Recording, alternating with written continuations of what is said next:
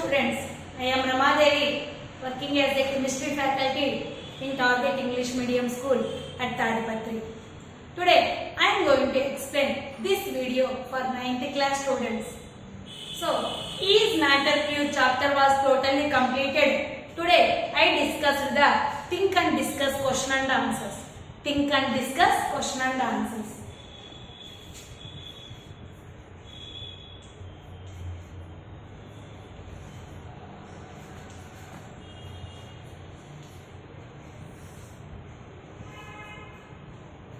Our first question is, how does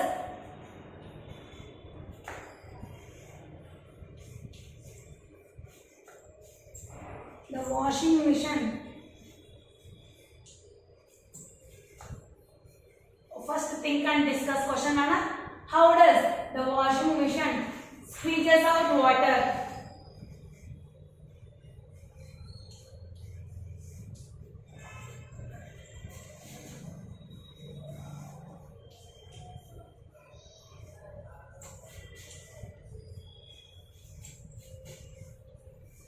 From the wet cloths. How does the washing machine squeezes out water from the wet cloths? That is the question. Yes. What is the question, Anna? How does the washing machine squeezes out? Squeezes out means remove the water from the wet cloth. Do you know washing machine how it works? Or in maximum, but my home not their washing machine, but maximum in their homes if a washing machine is there, once you go and observe how it can squeezes out the water. Squeezes out means remove the water from the wet cloths. Answer. How we can say the answer for this means? The spin cycle. First I will write the answer, then I explain. The spin cycle uses the centrifugal force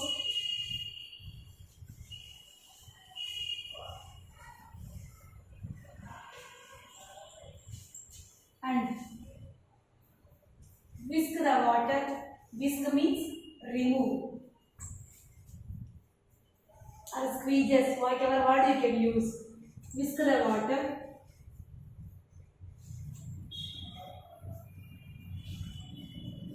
away from the wet cloth.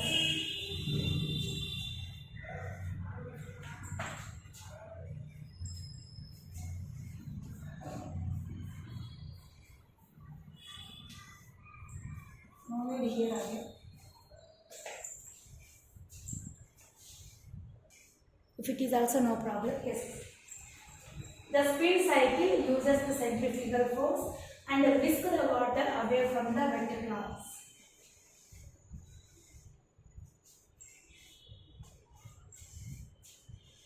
Clothing is stopped.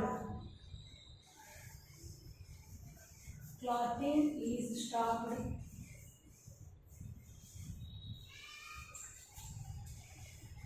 by the wheels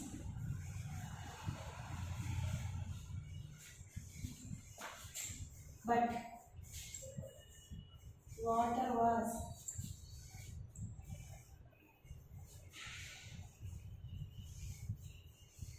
removed away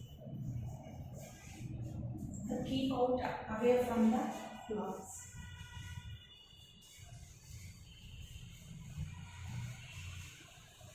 So this is the answer. How does the washing machine squeezes out water from the wet cloths? Simple answer. Listen carefully. The spin cycle means in the washing machine one spin cycle is there, having the wheels continuously rotated. Okay, that spin cycle was squeezes out the water means can remove the water from the cloths by using a centrifugal force. By using a centrifugal force. What is centrifugal force means? I will write here. What is centrifugal force?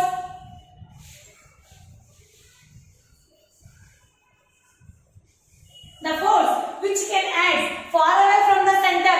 The force which acts far away from the center is known as centrifugal example, you can assume this is the washing machine, this is the center, and spin cycle is there in the center part of the washing machine. That spin cycle uses the centrifugal force. What is centrifugal force? The force which acts far away from the center. Means it can be acts far away from the center. It can be lagging like this, far away from the center. By using that centrifugal force, the water can be removed from the center. The clothing was stopped in the center part of the cycle. Are you understand? The clothing is stopped at the center part of the cycle, but the water can be removed from the center by using the centrifugal force. What is the main principle involved in this question? Means that is the centrifugal force. What is centrifugal force? The force which acts far away from the center.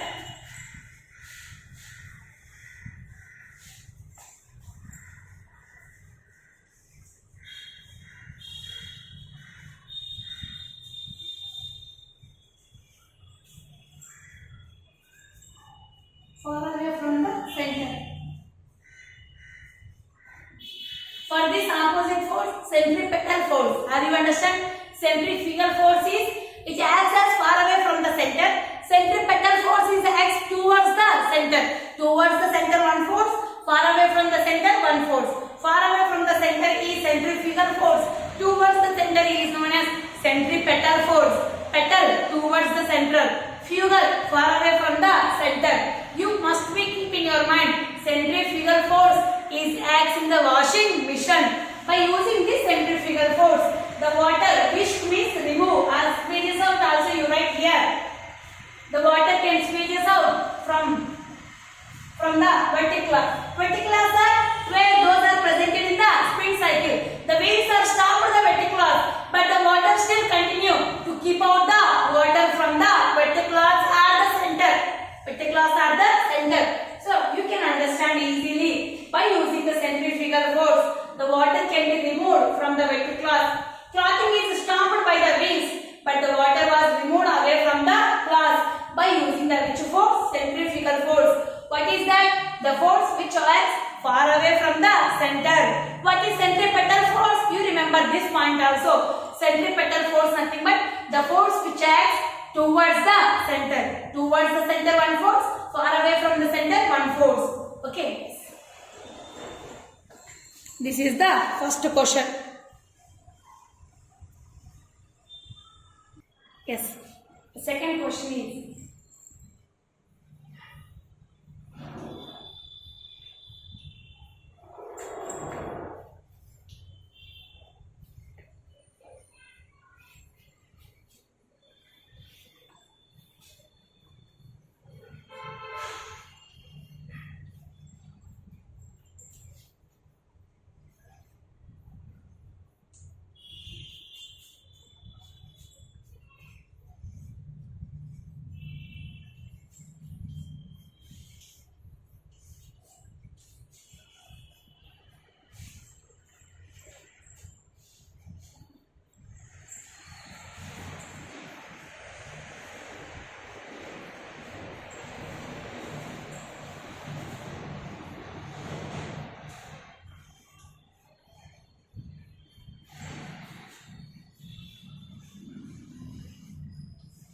yes.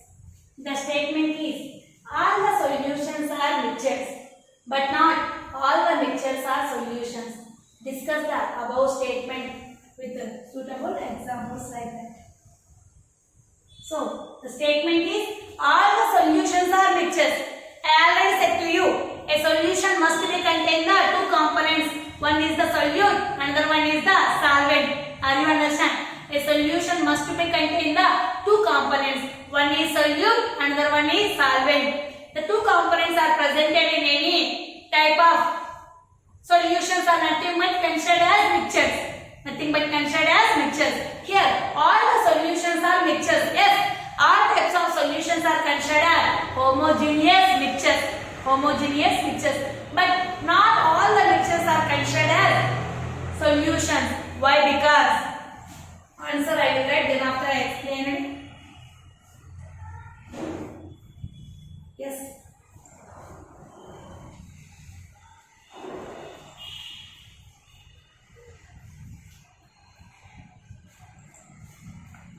1 minute. Yes, the above statement is true.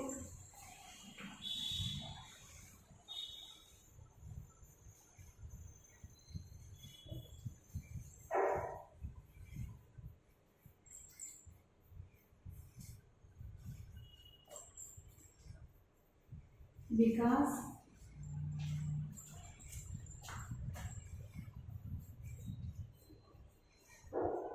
all the mixtures are not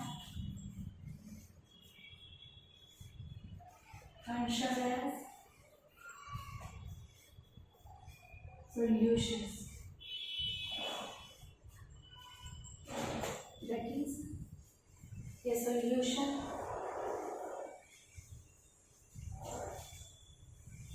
must be a homogeneous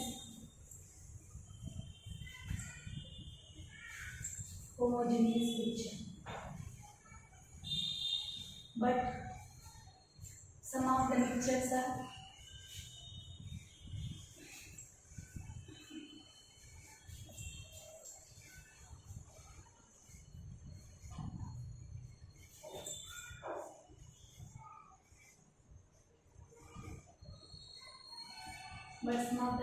are heterogeneous.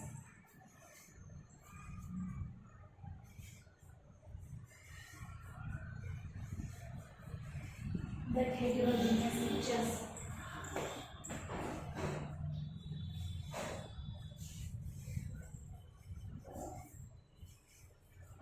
are not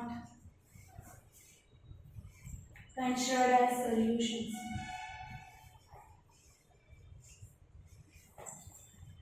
Are not considered as solutions.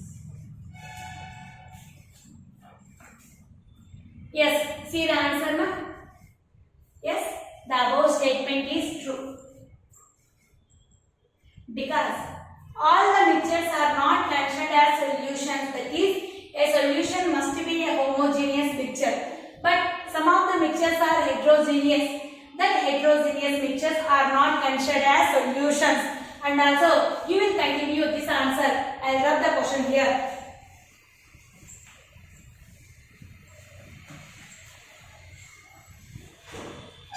A solution contains two components.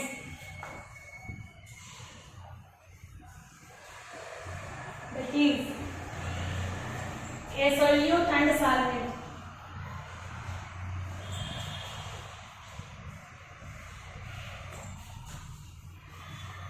Which are dissolve completely,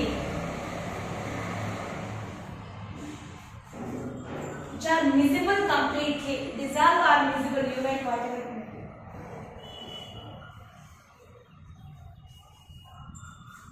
Miscible completely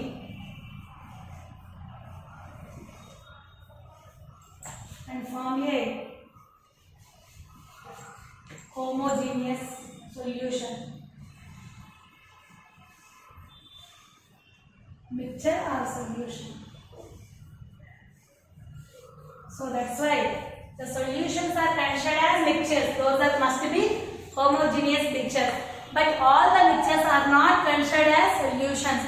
Why? Because the mixtures which are easily visible, which are easily dissolved completely, must be formed as solutions. For example, sugar solution. That is sugar in water. Sugar in water. Sugar is solid, which is considered as solute, and the water is solvent. Here you write the examples also. You write the examples. Sugar solution. It is a solution and also a homogeneous mixture. Okay. It is a solution and a homogeneous mixture. First, here, oil in water. It is a heterogeneous mixture but not considered as solution. Not a solution, but it is a mixture. Oil in water is not considered as solution, and also sand in water, soil in water.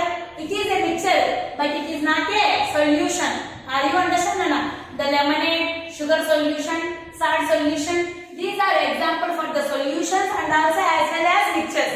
But oil in water and sand in water, soil in water, these are considered as mixtures only, but not considered as solutions. Why? Because those are not visible and cannot form the homogeneous mixture. Oil in water is a heterogeneous mixture.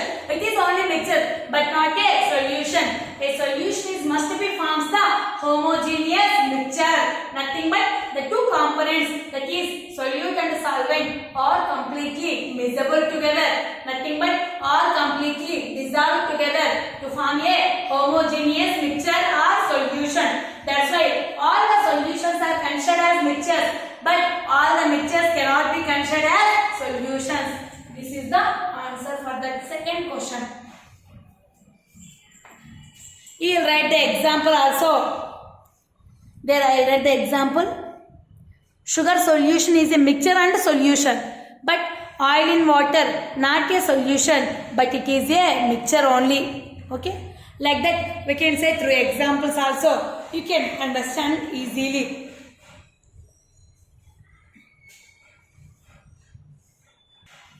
See the third question, ma. Usually we think of a solution as a liquid that contains either a solid or liquid or a gas dissolved in it. But we have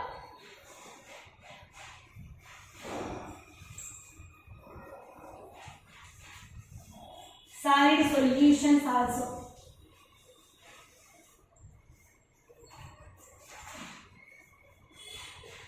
Explain.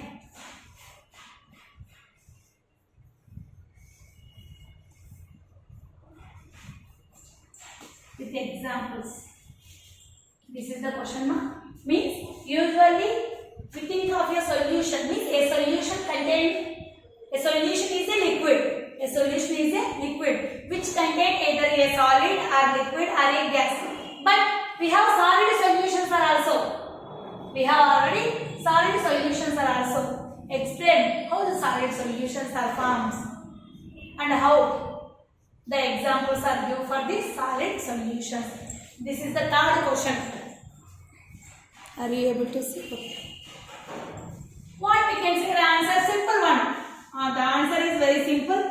A solution must be contain the two components, that is a solute and a solvent. The solute is either solid or liquid or a gas which is dissolved in the solvent and form a solution. Which is dissolved in the solvent and form a solution.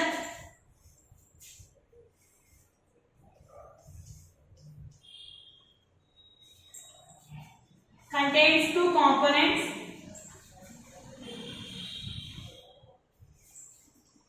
A solution contains two components, that is a solute and a solvent. That is a solute and a solvent. A solute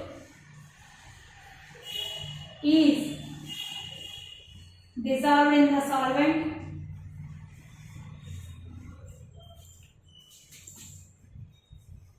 This already we know, dissolved in the solvent and form a solution. This solute either may be solid or liquid or gas was presented. But this is the answer for up to this only. This statement only. But we have solid solutions also. Explain the examples they are asking the question. Yes, we have solid solutions. That solid solutions are formed by that solid solutions are nothing but those are crystallized salts from their liquid mixtures. The solid solutions are nothing but those are crystallized salts from their liquid mixtures. You write this one here. This is the first point. Here you write the second point. The solid solutions are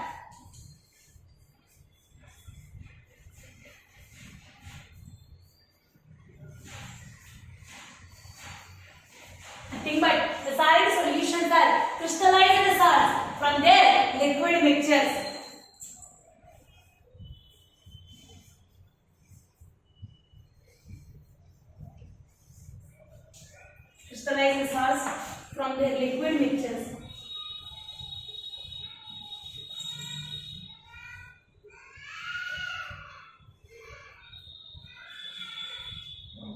For examples I write here. Examples.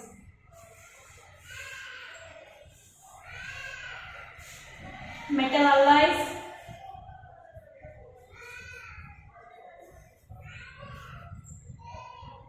and etc. Metal alloys is the main example. Okay. Metal alloy, nothing but steel. You write any example. Are you understanding? This is the answer. So usually nothing but we think a solution nothing but it is a liquid form which contain either solid or liquid or gas. But we have some solid solutions also. Means solid in solid and form it was a solution. How we can explain this with examples? Means a solution must be contains the two components. Now only I said in second question it contains a solute minor component, a solvent, a major component. Both are completely miscible together and to form a liquid solution. But we have solid solutions means nothing but a solid solutions are crystallized salts from their liquid mixtures. Means when we can dry the liquid mixtures, it forms the solid solutions. Nothing but in the some temperature, the crystallized salts are formed from their liquid mixtures. That crystallized salts in the form of moist content. Means it contains some moisture. Those are nothing but solid in solid solutions. Okay, so we can write the examples are metal alloy and moist liquids also. Moist means nothing but contain the wet. Okay, moist solids are also examples for this. Examples are steel, solid in solid. Solutions. Examples are steel. Steel is best example for solid solutions. I already said to you, actually the liquid form nothing but it is a solution. But we have some solid solutions and also I will give examples for the solid solutions there. Metal alloys are examples for the solid solutions and also moist solids. Means nothing but the crystallized salts are in the solid state only, but having some the wet content, nothing but water content. Those are nothing but those are considered as solid solutions. Examples are steel. Steel is the best example for solid solutions. This is the answer. From here onwards is the answer for the third think and discuss question. Are you understand, ma? Yes. Yes. A fourth question is, have you ever observed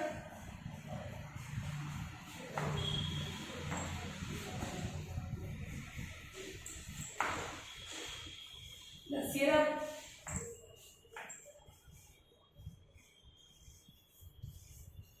that you take for cough?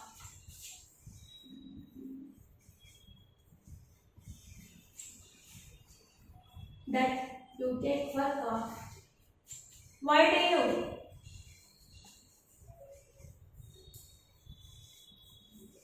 shake the syrup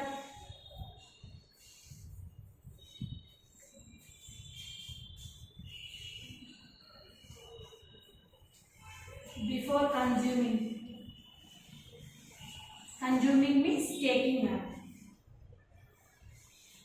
Whether the cough syrup is a colloid or suspension. Suspension or emulsion. Or colloid or suspension also there are sometimes. It is a suspension or emulsion.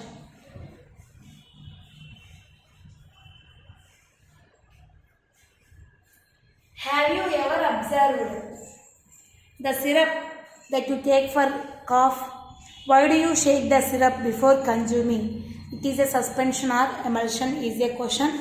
That is the fourth think and discuss question. Yes, why we can shake? Shake well before use. You see once the cough syrup, that one bottle and the upside one also. Shake well before use the right and the cough syrup bottle. Shake well before use. Why we shake the cough syrup before consuming? Means before taking into our body. Why we are shake the bottle? Because the ingredients are equally not distributed in the cough syrup.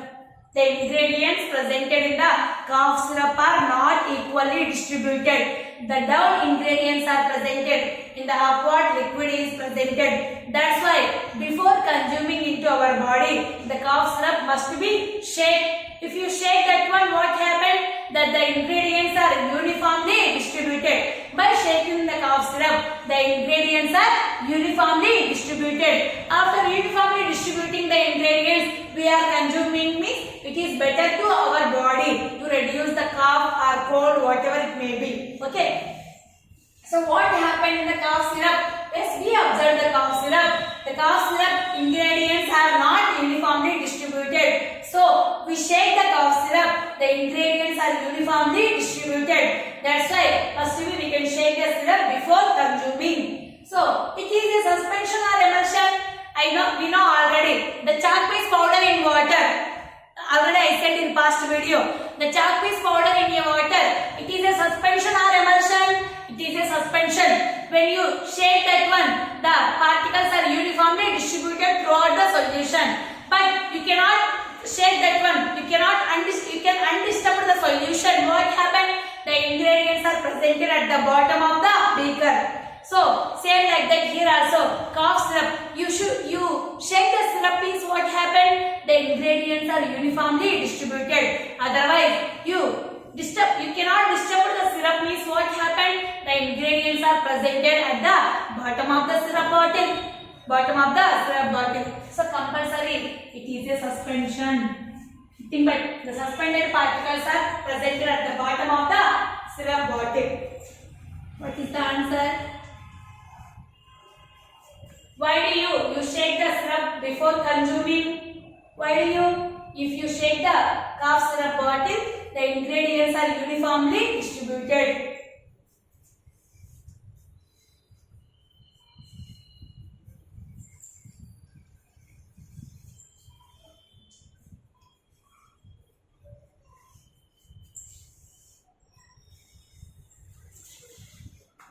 If you shake the cough syrup, then the ingredients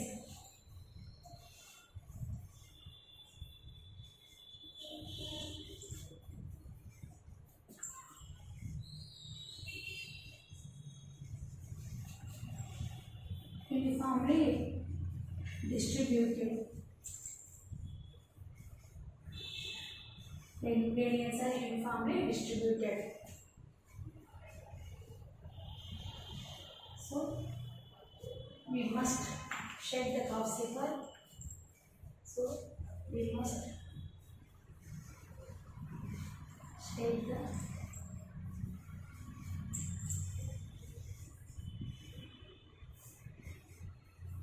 cough syrup before consuming.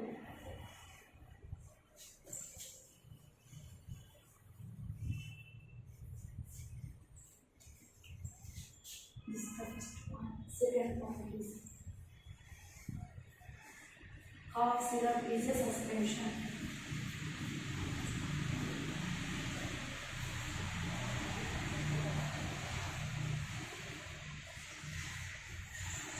Cough syrup is a suspension.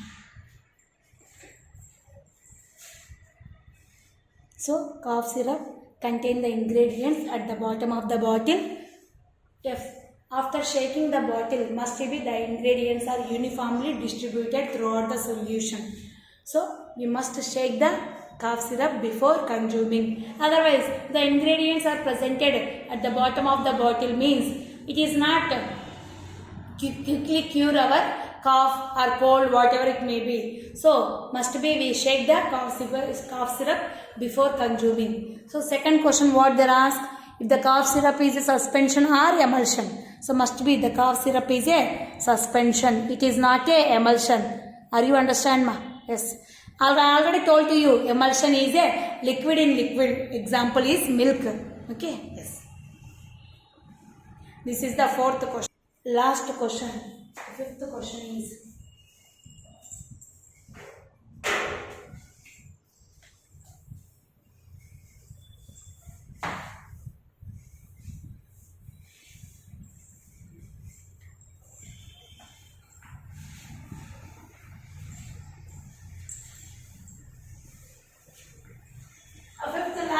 think and discuss question. That is, can you find any differences between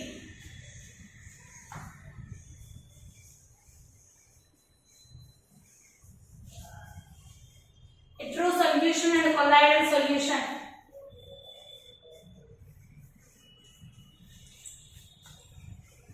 And a colloidal solution.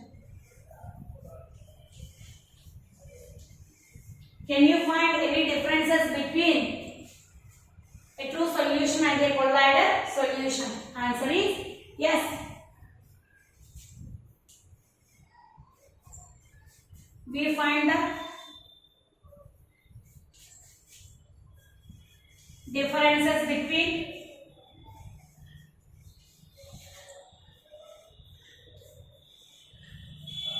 a true solution. I write the solution like this, and a colloidal solution.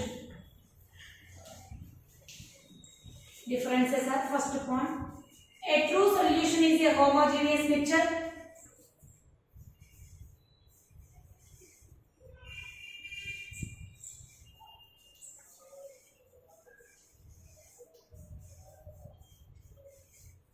A true solution is a homogeneous mixture.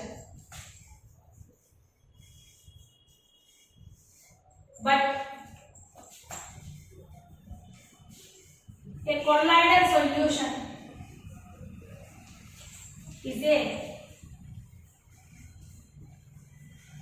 heterogeneous mixture. Are you understanding now? Yes, we can find the differences between a true solution and a colloidal solution.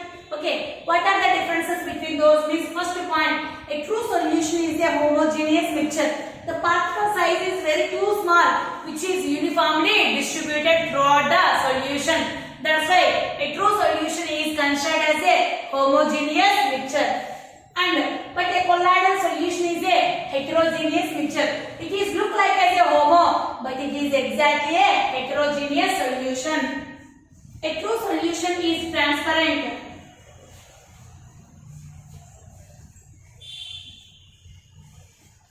Is transparent. Do you know what is transparent? Transparent paper like that. Transparent. But a colloidal solution is a transparent.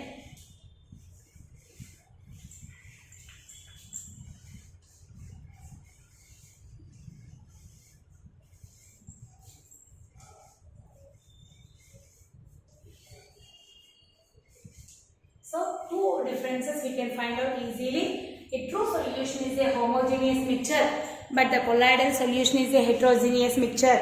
A true solution is transparent, but a colloidal solution is a transparent. We know the meaning of transparent and transparent easily. Transparent means very thin layer. And so, like that we have to find out the two differences between the true solution and the colloidal solutions. These are the 5 think and discuss questions. Later, I can explain the total chapter TQ question and answers.